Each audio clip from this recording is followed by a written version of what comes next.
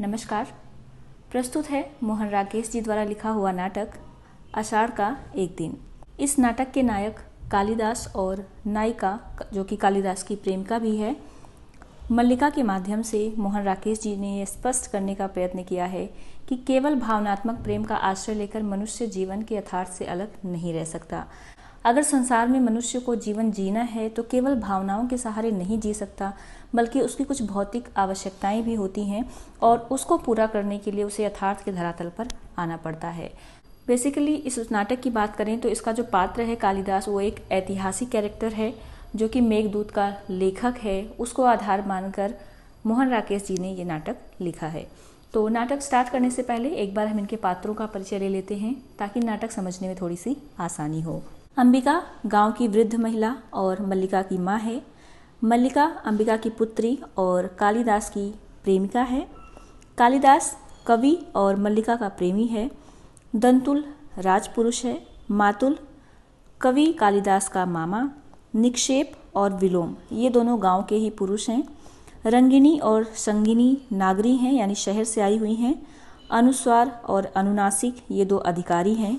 प्रियंगु मंजरी राजकन्या है और कवि कालिदास की पत्नी। तो चलिए शुरू करते हैं नाटक का भाग एक साधारण प्रकोष्ठ। दीवारें लकड़ी की हैं, परंतु निचले भाग में चिकनी मिट्टी से पोती गई हैं। बीच बीच में गेरू से स्वास्तिक चिन्ह बने हैं। सामने का द्वार अंधेरी ड्योढ़ी में खुलता है।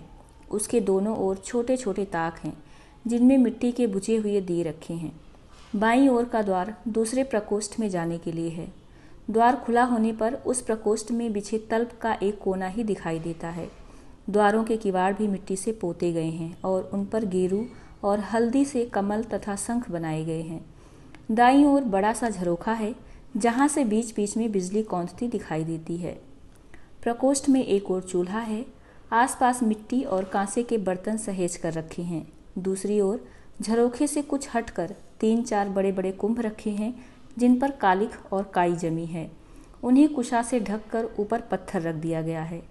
झरोखे से सटा एक लकड़ी का आसन है जिस पर बाघ की छाल बिछी हुई है। चूल्हे के निकट 2 चौकियां हैं। उन्हीं में से एक पर बैठी अंबिका छाछ में धान पटक रही है। एक बार झरोखे की ओर देखकर वो लंबी सांस लेती है और फिर व्यस्त हो जाती है। सामने का द्वार खुलता है और मल्लिका गीले वस्त्रों में कांपती सिमटती अंदर आती है। अंबिका आंखें झुकाए व्यस्त है। मल्लिका क्षण भर ठिठकती है, फिर अंबिका के पास जाकर कहती है, आषाढ़ का पहला दिन और ऐसी वर्षा, माँ, ऐसी धरासार वर्षा। दूर दूर तक की उपत्यकाएं भीग गईं और मैं भी तो भीग गई, देखो ना माँ। अंबिका उस पर सिर से पैर तक एक दृष्टि डालकर फिर व्यस्त हो जाती है। मल्लिका घुटनों के बल बैठकर उसके कंधे पर सिर रखकर कहती है, गई थी कि दक्षिण से उड़कर आती हुई बकुल पंक्तियों को देखूंगी और देखो सब वस्त्र भिगो आई हूँ। सूखे वस्त्र कहाँ हैं माँ? इस तरह खड़ी रही तो जुड़ा जाऊंगी। तुम बोलती क्यों नहीं? अंबिका आक्रोश से देखती हुई कहती है, सूखे वस्त्र अंदर तल पर रखे हैं। मल्लिका, तुमने पहले से ही निकाल कर रख दिए।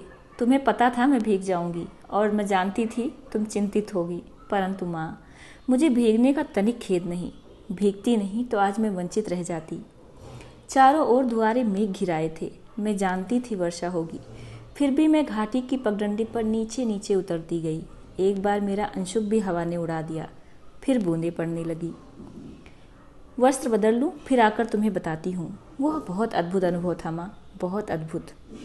ये कहती हुई अंदर चली जाती है। मल्लिका उठकर फटके हुए धान को एक कुंभ में डाल देती है और दूसरे कुंभ से नया धान निकाल लेती है। अंदर के प्रकोष्ठ से मल्लिका के शब्द सुनाई देते रहते हैं। बीच बीच में उसकी झलक भी दिखाई दे जाती है। नील कमल की तरह कोमल और आर्द्र, वायु की तरह हल्का और स्वप्न की तरह चित्रमय। मैं चाहती थी उसे अपने में भर लूं और आंखें मूंद लूं। मेरा तो शरीर भी निचुड़ रहा है माँ, कितना पानी इन वस्त्रों ने पिया है। ओह, गुनगुनाने लगती है और गुनगुनाते हुए बाहर आ जाती है। माँ, आज के वे क्षण मैं कभी नहीं भूल सकती। सौंदर्य का ऐसा साक्षात्कार मैंने कभी नहीं किया। जैसे वो सौंदर्य अस्पृश्य होते हुए भी मांसल हो। मैं उसे छू सकती थी, देख सकती थी, पी सकती थी। तभी मुझे अनुभव हुआ कि ये क्या है जो भावना को कविता का रूप देता है। मैं जीवन में पहली बार समझ पाई कि क्यों कोई पर्वत शिखरों को सहलाती मेघमालाओं में खो जाता है, क्यों किसी को अपने तन मन की अपेक्षा आकाश में बनते मिटते चित्रों का इतना मोह रहता है। क्या बात है माँ, इस तरह चुप क्यों हो? अंबिका जवाब देती है, देख रही हो मैं काम कर रही हूँ। मल्लिका, काम तो तुम हर समय करती हो, परंतु हर समय इस तरह चुप नहीं रहती। मैं तुम्हें काम नहीं करने दूंगी, मुझसे बात करो। अंबिका, क्या बात करूं? मल्लिका, कुछ भी कहो, मुझे डांटो कि मैं भीग कर क्यों आई हूँ, या कहो कि तुम थक गई हो इसलिए शेष धान मैं फटक दूँ, या कहो कि तुम घर में अकेली थी इसलिए मुझे अच्छा नहीं लग रहा था। अंबिका कहती है, मुझे सब अच्छा लगता है, और मैं घर में दुकेली कब होती हूँ? तुम्हारे यहाँ रहते मैं अकेली नहीं होती। मल्लिका, मैं तुम्हें काम नहीं करने दूंगी। मेरे घर में रहते भी तुम अकेली होती हो। कभी तो मेरी भर्त्सना करती हो कि मैं घर में रहकर तुम्हारे सारे काम में बाधा डालती हूँ, और कहती हो, मुझे बताओ तुम इतनी गंभीर क्यों हो? अंबिका जवाब देती है, दूध औटा दिया है, शर्करा मिला लो और पी लो। मल्लिका, नहीं, तुम पहले बताओ। अंबिका, और जाकर थोड़ी देर तल पर विश्राम कर लो, मुझे अभी। मल्लिका बीच में बात काट कर कहती है, नहीं माँ, मुझे विश्राम नहीं करना। थकी कहाँ हूँ जो विश्राम करूँ? मुझे तो अब भी अपने में बरसती बूंदों के पुलक का अनुभव हो रहा है, रोम अभी तक सीज रहे हैं। तुम बताती क्यों नहीं हो? ऐसे करोगी तो मैं तुमसे बात नहीं करूँगी। क्या हुआ है माँ, तुम रो क्यों रही हो? अंबिका, कुछ नहीं मल्लिका, कभी बैठे बैठे मन उदास हो जाता है। मल्लिका, बैठे बैठे मन उदास हो जाता है, परंतु बैठे बैठे रोया तो नहीं जाता। तुम्हें मेरी सौगंध है माँ, जो मुझे नहीं बताओ। दूर कुछ कोलाहल और घोड़ों के टापों के शब्द सुनाई देते हैं। अंबिका उठकर झरोखे के पास चली जाती है। मल्लिका क्षण भर बैठी रहती है, फिर वो भी जाकर झरोखे से देखने लगती है। टापों का शब्द पास आकर दूर चला जाता है। मल्लिका कहती है, ये कौन लोग हैं माँ? अंबिका, संभवतः राज्य के कर्मचारी हैं। ये यहाँ क्या कर रहे हैं? जाने क्या कर रहे हैं। कभी वर्षों में ये आकृतियाँ यहाँ दिखाई देती हैं, और जब भी दिखाई देती हैं कोई ना कोई अनिष्ट होता है। कभी युद्ध की सूचना आती है, कभी महामारी की। पिछली महामारी में जब तुम्हारे पिताजी की मृत्यु हुई, तब भी मैंने ये आकृतियाँ यहाँ देखी थी। मल्लिका, परंतु आज ये लोग यहाँ किस लिए आए हैं माँ? ना जाने किस लिए आए हैं। माँ, तुमने बात नहीं बताई। अंबिका पल भर उसे स्थिर दृष्टि से देखती है और आंखें झुकाकर कहती है, अग्निमित्र आज लौट आया है। मल्लिका, लौट आया है? कहाँ से? जहाँ मैंने उसे भेजा था। तुमने भेजा था? किंतु मैंने तुमसे कहा था अग्निमित्र को कहीं भेजने की आवश्यकता नहीं है। तुम जानती हो मैं विवाह नहीं करना चाहती, फिर भी उसके लिए प्रयत्न करती रहती हो। तुम समझती हो मैं निरर्थक प्रलाप करती हूँ। अंबिका, मैं देख रही हूँ, तुम्हारी बात ही सच होने जा रही है। अग्निमित्र संदेश लाया है कि वे लोग इस संबंध के लिए प्रस्तुत नहीं हैं, कहते हैं। मल्लिका बीच में बोलती है, क्या कहते हैं? क्या अधिकार है उन्हें कुछ भी कहने का? मल्लिका का जीवन उसकी अपनी संपत्ति है, वो उसे नष्ट करना चाहती है तो किसी को उस पर आलोचना करने का क्या अधिकार है? अंबिका, मैं कब कहती हूँ मुझे अधिकार है? मल्लिका जवाब देती है, मैं तुम्हारे अधिकार की बात नहीं कर रही माँ। तुम ना कहो, मैं कह रही हूँ। आज तुम्हारा जीवन तुम्हारी संपत्ति है, मेरा तुम पर कोई अधिकार नहीं। मल्लिका उसके कंधे पर हाथ रखकर कहती है, ऐसा क्यों नहीं कहती हो? तुम मुझे समझने का प्रयत्न क्यों नहीं करती? अंबिका उसका हाथ कंधे से हटाते हुए कहती है, मैं जानती हूँ तुम पर आज अपना अधिकार नहीं है, किंतु इतना बड़ा अपवाद मुझसे नहीं सहा जाता। मल्लिका उसके घुटनों पर सर रखकर जवाब देती है, मैं जानती हूँ माँ, अपवाद होता है, तुम्हारे दुख की बात भी जानती हूँ, फिर भी मुझे अपराध का अनुभव नहीं होता। मैंने भावना में एक भाव का वर्ण किया है, मेरे लिए वो संबंध और संबंधों से बड़ा है। मैं वास्तव में अपनी भावना से प्रेम करती हूँ, जो पवित्र है, कोमल है, अनस्वर है। अंबिका, और मुझे ऐसी भावना से वृतृष्णा होती है, पवित्र, कोमल और अनस्वर। मल्लिका, माँ, तुम मुझ पर विश्वास क्यों नहीं करती? अंबिका, तुम जिसे भावना कहती हो वो केवल छलना और आत्म प्रवंचना है। भावना में भाव का वर्ण किया है, मैं पूछती हूँ, भावना में भाव का वर्ण क्या होता है? उससे जीवन की आवश्यकताएं किस तरह पूरी होती हैं? भावना में भाव का वर्ण। मल्लिका थोड़ी देर छत की ओर देखती है और जवाब देती है, जीवन की स्थूल आवश्यकताएं ही तो सब कुछ नहीं है माँ, उनके अतिरिक्त भी तो कुछ है। होगा, मैं नहीं जानती। सच तो ये है माँ कि ग्राम के अन्य व्यक्तियों की तरह तुम भी उन्हें संदेह और वितृष्णा की दृष्टि से ही देखती हो। अंबिका, ग्राम के अन्य लोग उसे उतना नहीं जानते जितना मैं जानती हूँ। मैं उससे घृणा करती हूँ। अन्य लोगों को उससे क्या प्रयोजन, परंतु मुझे है। उसके प्रभाव से मेरा घर नष्ट हो रहा है। ड्योढ़ी की ओर से कालिदास के शब्द सुनाई देने लगते हैं। अंबिका के माथे की रेखाएं गहरी हो जाती हैं। वो छाछ लिए उठ खड़ी होती है, क्षण भर ड्योढ़ी की ओर देखती रहती है, फिर अंदर चल देती है।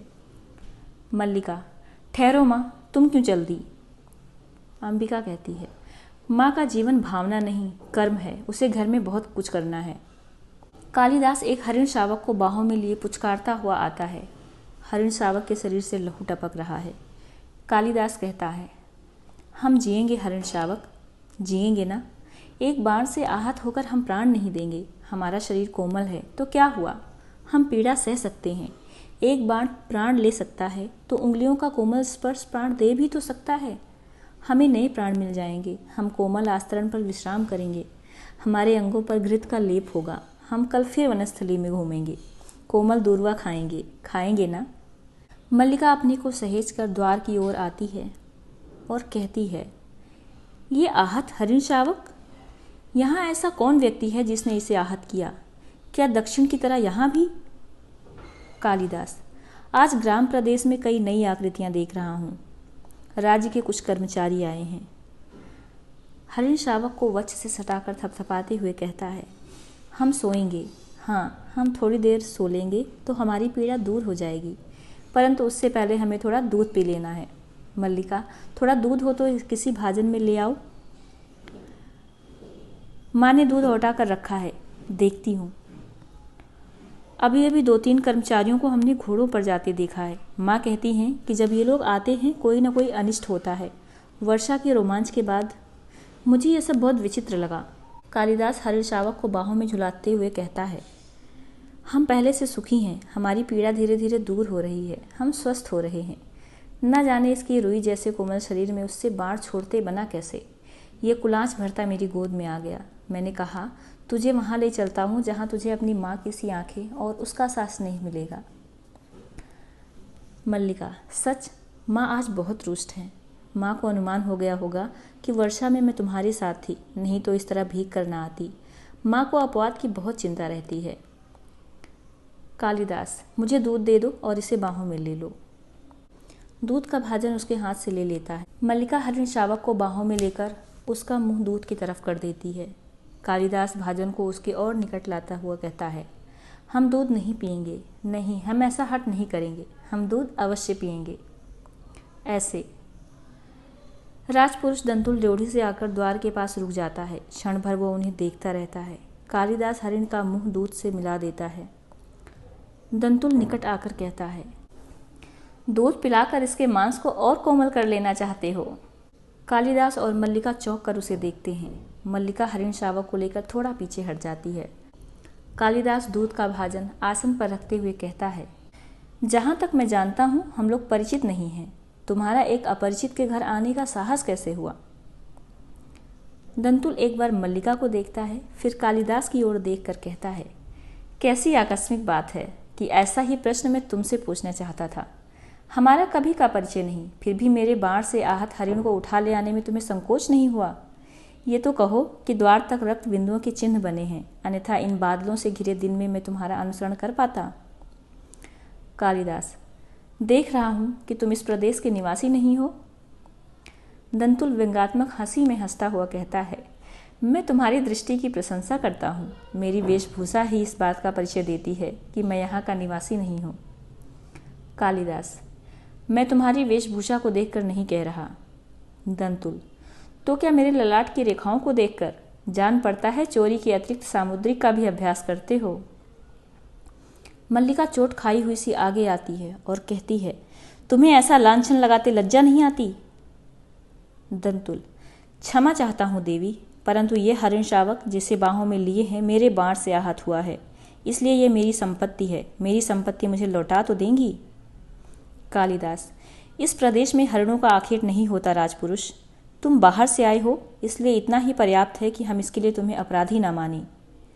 दंतुल, तो राजपुरुष के अपराध का निर्णय ग्रामवासी करेंगे।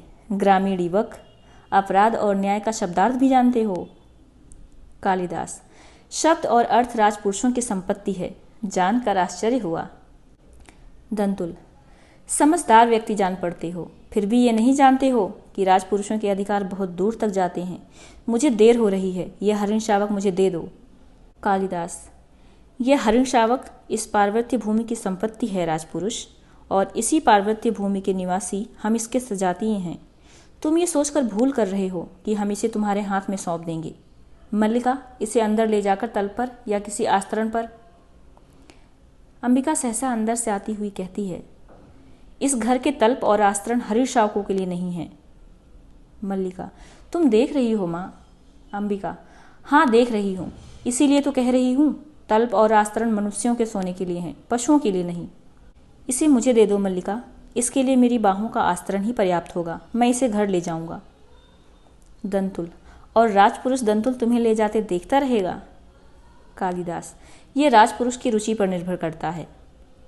दंतुल, राजपुरुष की रुचि अरुचि क्या होती है? संभवतः इसका परिचय तुम्हें देना आवश्यक होगा।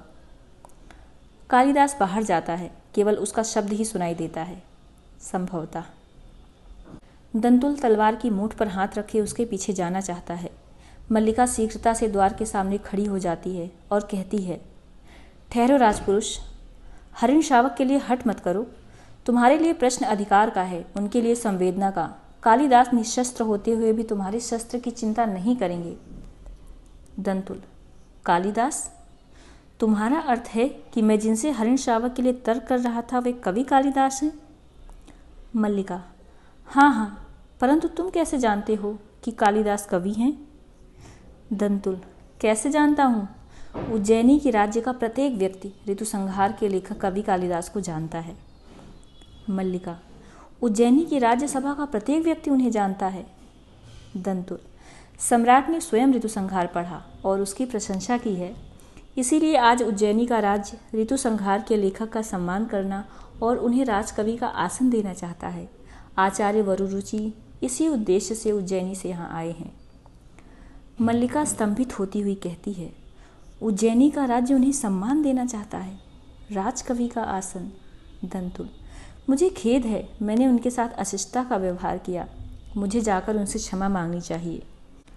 ये कहते हुए चला जाता है। मल्लिका कुछ क्षण उसी तरह खड़ी रहती है, फिर सहसा जैसे उसकी चेतना लौट आती है।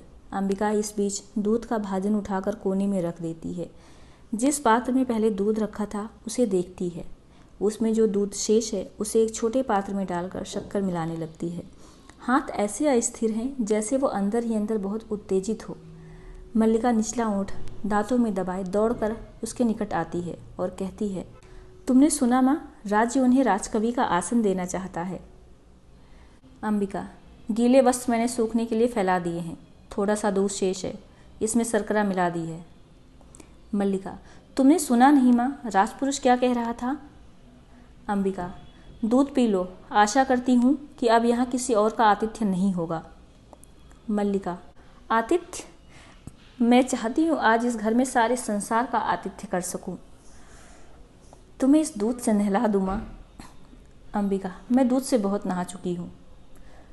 मल्लिका, तुम कितनी निष्ठुर हो माँ, तुमने सुना नहीं, राज्य उन्हें सम्मान दे रहा है, फिर भी तुम। अंबिका, दूध पी लो और फिर से वर्षा में भीगने का मोह ना हो तो मैं तुम्हारे लिए आस्तरण बिछा दूँ। मैं जैसी निष्ठुर हूँ रहने दो। नहीं, तुम निष्ठुर नहीं हो, मैंने कब कहा कि तुम निष्ठुर हो?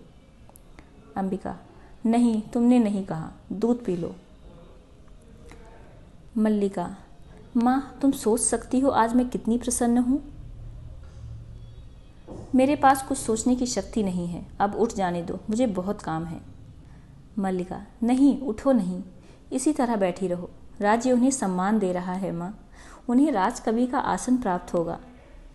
उस व्यक्ति को जिसे उसके निकट के लोगों ने आज तक समझने का प्रयत्न ही नहीं किया, जिसे घर में और घर से बाहर केवल लांछना और प्रताड़ना ही मिली है। अब तो तुम विश्वास करती हो माँ कि मेरी भावना निराधार नहीं है। अंबिका, मैं कह चुकी हूँ, मेरी सोचने समझने की शक्ति जड़ हो चुकी है। मल्लिका, क्यों माँ, क्यों तुम्हें इतना पूर्वाग्रह है? क्यों तुम उनके संबंध में उदारता पूर्वक नहीं सोच सकती? अंबिका, मेरी वो अवस्था बीत चुकी है जब यथार्थ से आंखें मूंद कर जिया जाता है। मल्लिका, और तुम्हारी यथार्थ दृष्टि केवल दोष ही दोष देखती है। अंबिका, जहाँ दोष है वहाँ अवश्य वो दोष देखती है। मल्लिका, उनमें तुम्हें क्या दोष दिखाई देता है? अंबिका, वो व्यक्ति आत्मसीमित है, संसार में अपने सिवा उसे किसी और से मोह नहीं। मल्लिका, इसलिए कि वे मातुल की गौएं ना हाँक कर बादलों में खोए रहते हैं। अंबिका, मुझे मातुल से और उसकी गौओं से प्रयोजन नहीं है, मैं केवल अपने घर को देखकर कहती हूँ। मल्लिका, बैठ जाओ माँ, मैं तुम्हारी बात समझना चाहती हूँ। अंबिका, मैं चाहती हूँ तुम आज समझ लो। तुम कहती हो तुम्हारा उससे भावना का संबंध है, ये भावना क्या है? मल्लिका, मैं उसे कोई नाम नहीं देती। अंबिका, परंतु लोग उसे भावना का नाम देते हैं। यदि वास्तव में उसका तुमसे भावना का संबंध है तो वो क्यों तुमसे विवाह नहीं करना चाहता? मल्लिका, तुम उनके प्रति सदा अनुदार रही हो माँ। तुम जानती हो उनका जीवन परिस्थितियों की कैसी विडंबना में बीता है। मातुल के घर में उनकी क्या दशा रही है। उस साधनहीन और अभावग्रस्त जीवन में विवाह की कल्पना ही कैसे की जा सकती थी? अंबिका, और अब जबकि उसका जीवन साधनहीन और अभावग्रस्त नहीं रहेगा? किसी संबंध से बचने के लिए अभाव जितना बड़ा कारण होता है, अभाव की पूर्ति उससे बड़ा कारण बन जाती है। मल्लिका, ये तुम्हारी नहीं विलोम की भाषा है। अंबिका, मैं ऐसे व्यक्ति को अच्छी तरह समझती हूँ। तुम्हारे साथ उसका इतना ही संबंध है कि तुम एक उपादान हो जिसके आश्रय से वो अपने से प्रेम कर सकता है, अपने पर गर्व कर सकता है। परंतु तुम क्या सजीव व्यक्ति नहीं हो? तुम्हारे प्रति उनका या तुम्हारा कोई कर्तव्य नहीं है? कल तुम्हारी माँ का शरीर नहीं रहेगा और घर में एक समय के भोजन की व्यवस्था भी नहीं होगी, तो जो तुम्हारे सामने प्रश्न उपस्थित होगा उसका तुम क्या उत्तर दोगी? तुम्हारी भावना उस प्रश्न का समाधान कर सकेगी? फिर कह दो कि ये मेरी नहीं विलोम की भाषा है। मल्लिका सिर झुकाए कुछ क्षण चुप रहती है, फिर कहती है, माँ, आज तक का जीवन किसी तरह बीता ही है, आगे का भी बीत जाएगा। आज जब उनका जीवन एक नई दिशा ग्रहण कर रहा है, मैं उनके सामने अपने स्वार्थ की घोषणा नहीं करना चाहती। बाहर से मातुल के शब्द सुनाई देते हैं। अंबिका, अंबिका, घर में हो कि नहीं? हो, घर में ही हो। मैं आज सारे ग्राम में घोषणा करने जा रहा हूँ कि मेरा इस कालिदास नामधारी जीव से कोई संबंध नहीं। मल्लिका, क्या हुआ है आर्य मातुल? मातुल, मैंने इसे पाला पोसा बड़ा किया, क्या इसी दिन के लिए कि ये इस तरह कुलद्रोही बने? मल्लिका, परंतु उन्हें तो सुना है राज्य की ओर से सम्मानित किया जा रहा है। उज्जैनी से कोई आचार्य आए हैं। मातुल, यही तो कह रहा हूँ, उज्जैनी से कोई आचार्य आए हैं। परंतु आप तो कह रहे हैं। मैं ठीक कह रहा हूँ, आचार्य कल ही से अपने साथ उज्जैनी ले जाना चाहते हैं। 2 रथ, 2 रथवाह और 4 अश्वारोही उनके साथ हैं। मैं तुमसे नहीं कहता था अंबिका कि हमारे प्रपितामह के एक दौहित्र का पुत्र गुप्त राज्य की ओर से शकों से युद्ध कर चुका है? अंबिका, तुम अपने भगने की बात कर रहे थे। उसी की बात कर रहा हूँ अंबिका। तुम समझो कि एक तरह से राज्य की ओर से हमारे वंश का सम्मान किया जा रहा है और वे वंशावंतस कहते हैं मुझे यह सम्मान नहीं चाहिए। मैं राजकीय मुद्राओं से कृत होने के लिए नहीं हूँ। मल्लिका, वे राजकीय सम्मान को स्वीकार नहीं करना चाहते। मातुल, मेरी समझ में नहीं आता कि इसमें क्रय विक्रय की क्या बात है। सम्मान मिलता है, ग्रहण करो। नहीं, कविता का मूल्य ही क्या है? मल्लिका, कविता का मूल्य है आर्य मातुल, तभी तो सम्मान का भी मूल्य है। मैं समझती हूँ कि उनके हृदय में ये सम्मान कहाँ छुपता है। अंबिका, मैं तुम्हें विश्वास दिलाती हूँ मातुल कि वो उज्जैनी अवश्य जाएंगे। मातुल, अवश्य जाएगा। वे लोग इसके अनुचर हैं जो अब स्तुति करके इसे ले जाएंगे। अंबिका, सम्मान प्राप्त होने पर सम्मान के प्रति प्रकट की गई उदासीनता व्यक्ति के महत्व को बढ़ा देती है। तुम्हें प्रसन्न होना चाहिए कि तुम्हारा भाग्ने लोक नीति में भी निष्णात है। मातुल, यह लोक नीति है तो मैं कहूँगा कि लोक नीति और मूर्ख नीति दोनों का एक ही अर्थ है। जो व्यक्ति कुछ देता है, धन हो या सम्मान हो, वो अपना मन बदल भी तो सकता है, और मन बदल गया तो बदल गया। तुम सोचो कि सम्राट रुष्ट भी तो हो सकते हैं कि एक साधारण कवि ने उनका सम्मान स्वीकार नहीं किया। निक्षेप बाहर से आता है। मातुल, आप अभी तक यहाँ हैं और आचार्य आपकी प्रतीक्षा कर रहे हैं। मातुल, और तुम यहाँ क्या कर रहे हो? मैंने तुमसे नहीं कहा था कि जब तक मैं लौट कर ना आऊँ तुम आचार्य के पास रहना? निक्षेप, परंतु ये भी तो कहा था कि आचार्य विश्राम कर चुके हैं तो तुरंत आपको सूचना दे दूं। मातुल, यह भी कहा था, किंतु वो भी तो कहा था। ये कहाँ तुम्हारी समझ में आ गया? वो नहीं आया। निक्षेप, किंतु मातुल। किंतु क्या? मातुल मूर्ख है? बताओ, तुम मुझे मूर्ख समझते हो? नहीं मातुल, मैं मूर्ख नहीं तो निश्चय ही तुम मूर्ख हो। आचार्य ने क्या कहा? निक्षेप, उन्होंने कहा है कि वे आपके साथ इस सारे ग्राम प्रदेश में घूमना चाहते हैं जिस प्रदेश ने कालिदास की कविता को जन्म दिया है। मातुल, कालिदास की कविता? न जाने इतने बड़े आचार्य को इसकी कविता में क्या विशेषता दिखाई देती है। इस व्यक्ति को सामान्य लोक व्यवहार तक का तो ज्ञान है नहीं, और तुम लोकनीति की बात कहती हो। आप एक हरिण शावक को गोदी में लिए घर की ओर जा रहे थे। सौभाग्यवश मैंने बाहर ही देख लिया। मैंने प्रार्थना की कि कवि कुलगुरु, ये समय इस रूप में घर में आने का नहीं है। उज्जैनी से एक बहुत बड़े आचार्य आए हैं। आप सुनते ही लौट पड़े, जैसे रास्ते में सांप देख लिया हो। अंबिका, मल्लिका, मातुल के लिए अंदर से आसन ला दो। मातुल, नहीं, मुझे आसन नहीं चाहिए। आचार्य मेरी प्रतीक्षा कर रहे हैं। मैंने कहा, कविवर आचार्य आपको साथ उज्जैनी ले जाने के लिए आए हैं। राज्य की ओर से सम्मान होगा। सुनकर रुके। रुककर जलते अंगारे किसी दृष्टि से देखा मुझे। मैं राजकीय मुद्राओं से कृत होने के लिए नहीं हूँ। ऐसे कहा जैसे राजकीय मुद्राएं आपके विरह में घुली जा रही हों, और चल दिए। मेरे लिए धर्म संकट खड़ा हो गया है कि अनुनय करता हूँ आपके पीछे पीछे जाऊँ या अभ्यागतों को देखूं। अब इस निक्षेप से आचार्य के पास बैठने को कहकर आया था, और ये धुरीहीन चक्र की तरह मेरे पीछे पीछे चला आया। निक्षेप, किंतु मातुल, मैं तो समाचार देने आया था कि। मातुल, और मैं समाचार के लिए तुमसे धन्यवाद कहता हूँ। बहुत अच्छा किया। अभ्यागत वहाँ बैठे हैं और आप समाचार देने यहाँ चले आए हैं। अब इतना कीजिए कि वे कवि कुल शिरोमणि जहाँ भी हों उन्हें ढूंढ कर ले आइए। मेरा कर्तव्य कहता है जैसे भी हो उसे आचार्य के सामने प्रस्तुत करो, और मन कहता है कि उसे जहां देखूं वहीं चोटी पकड़कर, कहते हुए चला जाता है। निक्षेप, मातुल का तीसरा नेत्र हर समय खुला रहता है। मल्लिका, परंतु कालिदास इस समय है कहाँ? निक्षेप, कालिदास इस समय जगदम्बा के मंदिर में है। आपने उन्हें देखा है? देखा है, परंतु आपने मातुल से नहीं कहा। मैं नहीं चाहता था कि मातुल इस समय वहाँ जाएं। मल्लिका, क्यों?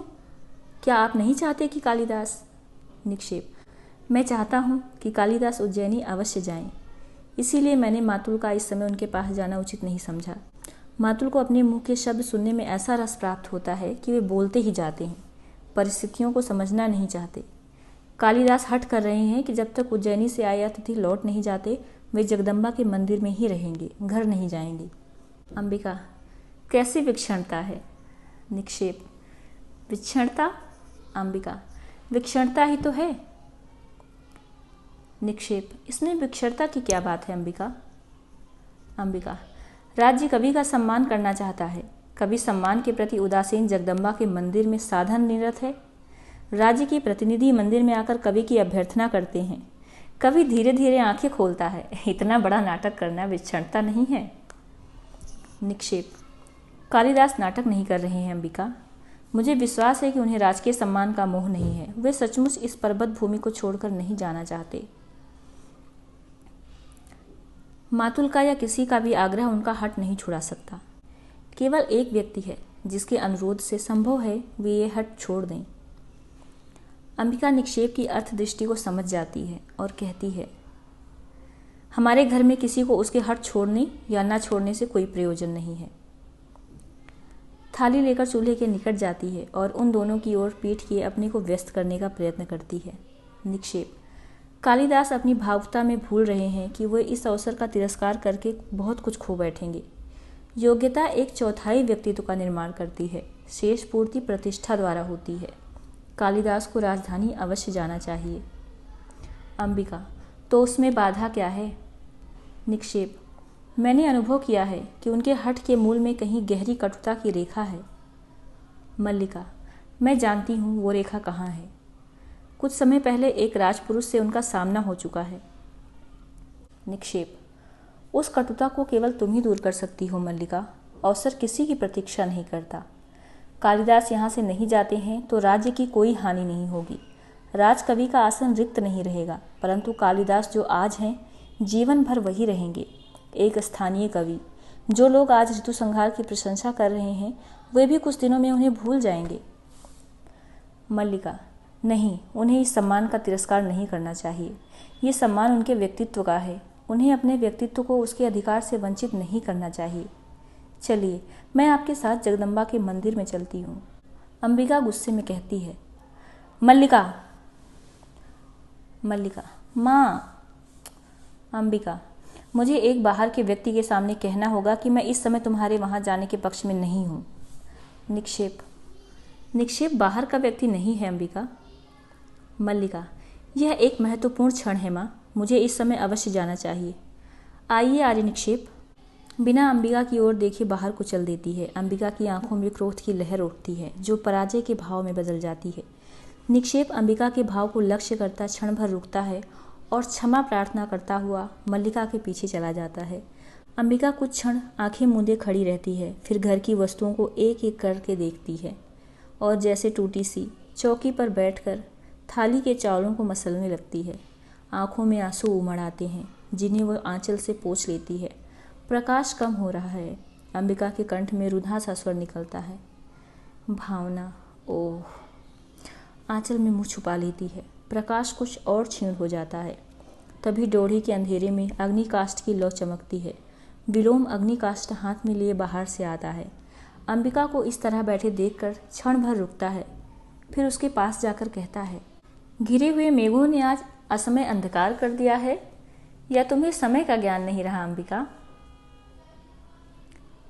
आश्चर्य है, तुमने दीपक नहीं जलाया। अंबिका, विलोम, तुम यहाँ क्यों आए हो? विलोम, दीपक जला दूं? विलोम का आना ऐसे आश्चर्य का विषय तो नहीं है। अंबिका, चले जाओ विलोम, तुम जानते हो कि तुम्हारा यहाँ आना। विलोम हंसते हुए कहता है, मल्लिका को सह नहीं है। जानता हूँ अंबिका, मल्लिका बहुत भोली है। वो लोक और जीवन के संबंध में कुछ नहीं जानती। वो नहीं चाहती कि मैं इस घर में आऊँ, क्योंकि कालिदास नहीं चाहता। और कालिदास क्यों नहीं चाहता? क्योंकि मेरी आंखों में उसे अपने हृदय का सत्य झांकता दिखाई देता है। उसे उलझन होती है। किंतु तुम तो जानती हो अंबिका, मेरा एकमात्र दोष यह है कि मैं जो अनुभव करता हूँ स्पष्ट कह देता हूँ। अंबिका, मैं इस समय तुम्हारे दोष अदोष का विवेचन नहीं करना चाहती। विलोम, देख रहा हूँ इस समय तुम बहुत दुखी हो, और तुम दुखी कब नहीं रही अंबिका? तुम्हारा तो जीवन ही पीड़ा का इतिहास है। पहले से कहीं दुबली हो गई हो। सुना है कालिदास उज्जैनी जा रहा है। मैं नहीं जानती। विलोम, राज्य की ओर से उसका सम्मान होगा। कालिदास राजकवि के रूप में उज्जैनी में रहेगा। मैं समझता हूँ उसके जाने से पहले ही उसका और मल्लिका का विवाह हो जाना चाहिए। इस संबंध में तुमने सोचा तो होगा। अंबिका, मैं इस संबंध में कुछ सोचना नहीं चाहती। विलोम, तुम मल्लिका की माँ इस विषय में सोचना नहीं चाहती? आश्चर्य है। अंबिका, मैंने तुमसे कहा है विलोम, तुम चले जाओ। विलोम, कालिदास उज्जैनी चला जाएगा और मल्लिका, जिसका नाम उसके कारण सारे प्रांतर में अपवाद का विषय बना है, पीछे यहाँ पड़ी रहेगी। क्यों अंबिका, क्यों? तुमने इतने वर्ष सारी पीड़ा क्या इसी दिन के लिए सही है? दूर से देखने वाला भी जान सकता है इन वर्षों में तुम्हारे साथ क्या क्या बीता है। समय ने तुम्हारे मन, शरीर और आत्मा की इकाइयों को तोड़ कर रख दिया है। तुमने तिल तिल कर अपने को गलाया है कि मल्लिका को किसी अभाव का अनुभव न हो, और आज जबकि उसके लिए जीवन भर के अभाव का प्रश्न सामने है, तुम कुछ सोचना नहीं चाहती। अंबिका, तुम ये सब कहकर मेरा दुख कम नहीं कर रहे विलोम। मैं अनुरोध करती हूँ कि तुम इस समय मुझे अकेले रहने दो। विलोम, मैं इस समय अपना तुम्हारे पास होना बहुत आवश्यक समझता हूँ अंबिका। मैं ये सब बातें तुमसे नहीं, उससे कहने के लिए आया हूँ। आशा कर रहा हूँ कि वो मल्लिका के साथ अभी यहाँ आएगा। मैंने मल्लिका को जगदम्बा के मंदिर की ओर जाते देखा है। मैं यहीं उसकी प्रतीक्षा करना चाहता हूँ। डोरी से कालिदास और उसके पीछे मल्लिका आती है। कालिदास कहता है, अधिक प्रतीक्षा नहीं करनी पड़ेगी विलोम। विलोम को देखकर मल्लिका की आंखों में क्रोध और वितृष्णा का भाव उमड़ आता है और वह झरोखे की ओर चली जाती है। कालिदास विलोम के पास आकर कहता है, मैं जानता हूँ कि तुम कहाँ, किस समय और क्यों मेरे साक्षात्कार के लिए उत्सुक हो। कहो, आजकल किस नए छंद का अभ्यास कर रहे हो। विलोम, छंदों का अभ्यास मेरी वृत्ति नहीं है। कालिदास, मैं जानता हूँ तुम्हारी वृत्ति दूसरी है। उस वृत्ति ने संभवतः छंदों का अभ्यास सर्वथा छुड़ा दिया है। विलोम, आज निसंदेह तुम छंदों के अभ्यास पर गर्व कर सकते हो। सुना है राजधानी से निमंत्रण आया है। कालिदास, सुना मैंने भी है। तुम्हें दुख हुआ। विलोम, दुख? हाँ हाँ, बहुत। एक मित्र के बिछुड़ने का किसे दुख नहीं होता। कल ब्रह्म मुहूर्त में ही चले जाओगे। कालिदास, मैं नहीं जानता। विलोम, मैं जानता हूँ। आचार्य कल ब्रह्म मुहूर्त में ही लौट जाना चाहते हैं। राजधानी के वैभव में जाकर ग्राम प्रांतर को भूल तो नहीं जाओगे। सुना है वहाँ जाकर व्यक्ति बहुत व्यस्त हो जाता है। वहाँ के जीवन में कई तरह के आकर्षण हैं, रंगशालाएं, मदिरालय, तरह तरह की विलास भूमियाँ। मल्लिका के भाव में कठोरता आ जाती है। आर्य विलोम, ये समय और स्थान इन बातों के लिए नहीं। मैं इस समय आपको यहाँ देखने की आशा नहीं कर रही थी। विलोम, मैं जानता हूँ तुम इस समय मुझे यहाँ देखकर प्रसन्न नहीं हो, परंतु मैं अंबिका से मिलने आया था। बहुत दिनों से भेंट नहीं हुई थी। ये कोई ऐसी अप्रत्याशित बात नहीं है। कालिदास, विलोम का कुछ भी करना अप्रत्याशित नहीं है। हाँ हाँ, कई कुछ न करना अप्रत्याशित हो सकता है।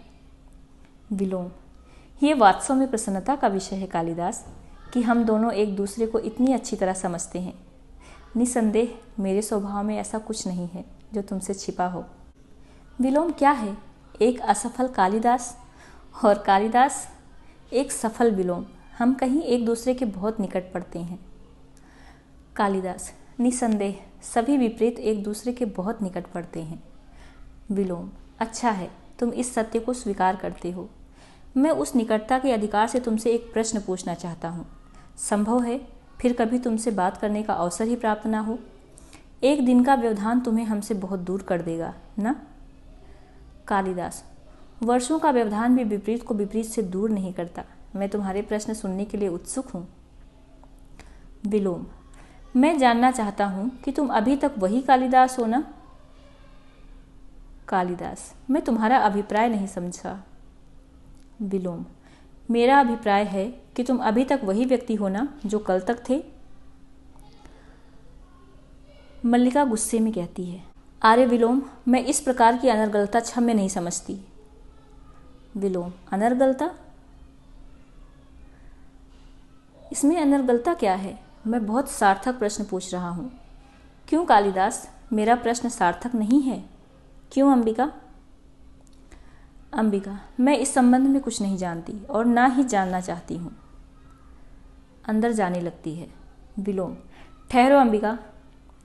आज तक ग्राम प्रांतर में कालिदास के साथ मल्लिका के संबंध को लेकर बहुत कुछ कहा जाता रहा है। मल्लिका गुस्से में, आर्य विलोम आप। विलोम, उसे दृष्टि में रखते हुए यह उचित नहीं है कि कालिदास यह स्पष्ट बता दें कि उसे उज्जैनी अकेले ही जाना है या। मल्लिका, कालिदास आपके किसी भी प्रश्न का उत्तर देने के लिए बाध्य नहीं है। विलोम, मैं कब कहता हूँ कि बाध्य है, परंतु संभव है कालिदास का अंतःकरण उसे उत्तर देने के लिए बाध्य करे। क्यों कालिदास? कालिदास, मैं तुम्हारी प्रशंसा करने के लिए अवश्य बाध्य हूँ। तुम दूसरों के घर में ही नहीं, उनके जीवन में भी अनाधिकार प्रवेश कर जाते हो। विलोम, अनाधिकार प्रवेश? मैं? क्यों अंबिका, तुम्हें कालिदास की ये बात कहाँ तक संगत प्रतीत होती है कि मैं विलोम दूसरों के जीवन में अनाधिकार प्रवेश कर जाता हूँ? अंबिका, मैं कह चुकी हूँ, मुझे इस संबंध में कुछ भी नहीं कहना। विलोम, बस चल दी?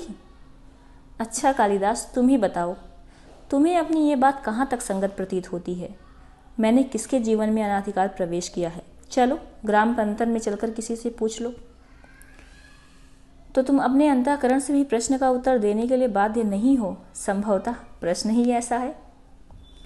कालिदास, तुम कुछ भी अनुमान लगाने के लिए स्वतंत्र हो। मैं इतना ही जानता हूँ कि मुझे ग्राम प्रांतन छोड़कर उज्जैनी जाने का तनिक भी मोह नहीं है। विलोम, निसंदेह तुम्हें ऐसा मोह क्यों होगा?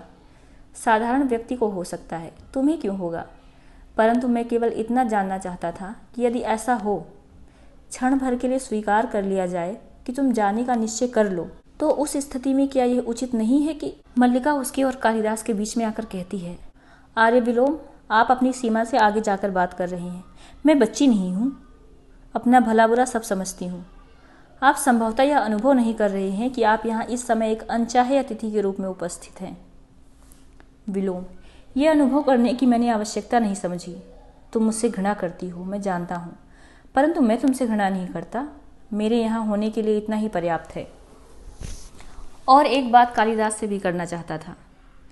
तुम कालिदास के बहुत निकट हो, परंतु मैं कालिदास को तुमसे अधिक जानता हूँ। तुम्हारी यात्रा शुभ हो कालिदास। तुम जानते हो विलोम तुम्हारा ही शुभ चिंतक है। कालिदास, यह मुझसे अधिक कौन जान सकता है? विलोम, अनचाहा अतिथि संभवतः फिर भी कभी आ पहुँचे, तब के लिए क्षमा चाहते हुए। ये कहकर बाहर चला जाता है।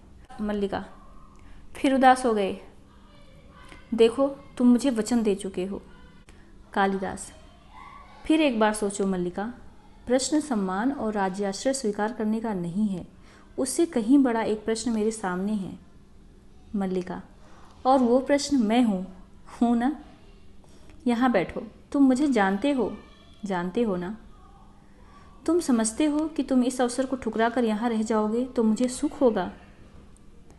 मैं जानती हूँ तुम्हारे चले जाने से मेरे अंतर को एक रिक्तता छा लेगी। बाहर भी संभवतः बहुत सूना प्रतीत होगा, फिर भी मैं अपने साथ छल नहीं कर रही। मैं हृदय से कहती हूँ, तुम्हें जाना चाहिए। कालिदास, चाहता हूँ तुम इस समय अपनी आंखें देख सकती। मल्लिका, मेरी आंखें इसलिए गीली हैं कि तुम मेरी बात नहीं मान रहे। तुम यहाँ से जाकर भी मुझसे दूर हो सकते हो। यहाँ ग्राम प्रांतर में रहकर तुम्हारी प्रतिभा को विकसित होने का अवसर कहाँ मिलेगा? यहाँ लोग तुम्हें समझ नहीं पाते। वे सामान्य की कसौटी पर तुम्हारी परीक्षा करना चाहते हैं। विश्वास करते हो ना कि मैं तुम्हें जानती हूँ? जानती हूँ कि कोई भी रेखा तुम्हें घेर ले, तुम घिर जाओगे। मैं तुम्हें घेरना नहीं चाहती, इसीलिए कहती हूँ, जाओ। कालिदास, तुम पूरी तरह नहीं समझ रही मल्लिका। प्रश्न तुम्हारे घेरने का नहीं है। मैं अनुभव करता हूँ कि ये ग्राम प्रांतर मेरी वास्तविक भूमि है। मैं कई सूत्रों से इस भूमि से जुड़ा हूँ। उन सूत्रों में तुम हो, ये आकाश और ये मेघ हैं। यहाँ की हरियाली है, हरिणों के बच्चे हैं, पशुपाल हैं। यहाँ से जाकर मैं अपनी भूमि से उखड़ जाऊँगा। मल्लिका, ये क्यों नहीं सोचते कि नई भूमि तुम्हें यहाँ से अधिक संपन्न और उर्वरा मिलेगी? इस भूमि से तुम जो कुछ ग्रहण कर सकते थे कर चुके हो। तुम्हें आज नई भूमि की आवश्यकता है जो तुम्हारे व्यक्तित्व को अधिक पूर्ण बना दे। कालिदास, नई भूमि सुखा भी तो सकती है। मल्लिका, कोई भूमि ऐसी नहीं जिसके अंतर में कोमलता न हो। तुम्हारी प्रतिभा उस कोमलता का स्पर्श अवश्य पालेगी। कालिदास, और उस जीवन की अपनी अपेक्षाएं भी होंगी। मल्लिका, ये क्यों आवश्यक है कि तुम उन अपेक्षाओं का पालन करो? तुम दूसरों के लिए नई अपेक्षाओं की सृष्टि कर सकते हो। कालिदास, फिर भी कई आशंकाएं उठती हैं। मुझे हृदय में उत्साह का अनुभव नहीं होता। मल्लिका, मेरी ओर देखो, अब भी उत्साह का अनुभव नहीं होता? विश्वास करो, तुम यहाँ से जाकर भी यहाँ से अलग नहीं होगे। यहाँ की वायु, यहाँ के मेघ और यहाँ के हरिण, इन सबको तुम साथ ले जाओगे और मैं भी तुमसे दूर नहीं होऊंगी। जब भी तुम्हारे निकट होना चाहूँगी, पर्वत शिखर पर चली जाऊँगी और उड़कर आते मेघों में घिर जाया करूँगी। लगता है वर्षा फिर होगी, यूं भी बहुत अंधेरा हो गया है। आचार्य तुम्हारी प्रतीक्षा कर रही होंगी। कालिदास, मुझे जाने के लिए कह रही हो? मल्लिका, हाँ, देखना मैं तुम्हारे पीछे प्रसन्न रहूँगी, बहुत घूमूंगी और हर संध्या को जगदम्बा के मंदिर में सूर्यास्त देखने जाया करूँगी। कालिदास, इसका अर्थ है तुमसे विदा लूँ? मल्लिका, नहीं, विदा तुम्हें नहीं दूंगी। जा रहे हो इसलिए केवल प्रार्थना करूँगी कि तुम्हारा पथ प्रशस्त हो। उसके हाथ छोड़ते हुए कहती है, जाओ। कालिदास पल भर आंखें मूंदे रहता है, फिर झटके से चला जाता है। मल्लिका हाथों में मुंह छिपाए आसन पर जा बैठती है। तीव्र मेघ गर्जन सुनाई देता है और साथ वर्षा का स्वर सुनाई देने लगता है। मल्लिका अपने को रोकने का प्रयत्न करती हुई भी सिसक उठती है। अंबिका अंदर से आकर उसके सिर पर हाथ रखती है और उसका मुंह ऊपर उठाती है। मल्लिका आसन से उठ खड़ी होती है और झरोखे के पास जाकर उससे सिर टिका लेती है। अंबिका कहती है, तुम स्वस्थ नहीं हो मल्लिका, चलो अंदर चलकर विश्राम करो। मल्लिका अपनी सिसकियां दबाने का प्रयत्न करती है। मुझे यहाँ रहने दो माँ, मैं अस्वस्थ नहीं हूँ। देखो माँ, चारों ओर कितने गहरे मेघ घिरे हैं, कल ये मेघ उज्जैनी की ओर उड़ जाएंगे। अंबिका उसे सांत्वना देती है, रो नहीं मल्लिका। मल्लिका, मैं रो नहीं रही हूँ माँ, मेरी आंखों में जो बरस रहा है ये दुख नहीं है, ये सुख है माँ, सुख। अंबिका के वक्ष में मुँह छुपा लेती है। पुनः मेघ गर्जन सुनाई देता है और वर्षा का शब्द ऊंचा हो जाता है। ये था नाटक का भाग 1। इसके बाकी के भाग सुनने के लिए आप लोग चैनल को सब्सक्राइब कीजिएगा, साथ ही बेल आइकन जरूर प्रेस कीजिएगा ताकि जब भी हम नेक्स्ट वीडियो अपलोड करें आपको तुरंत नोटिफिकेशन मिल जाए। और कमेंट करके ज़रूर बताइएगा कि आप लोगों को प्रस्तुति कैसी लगी।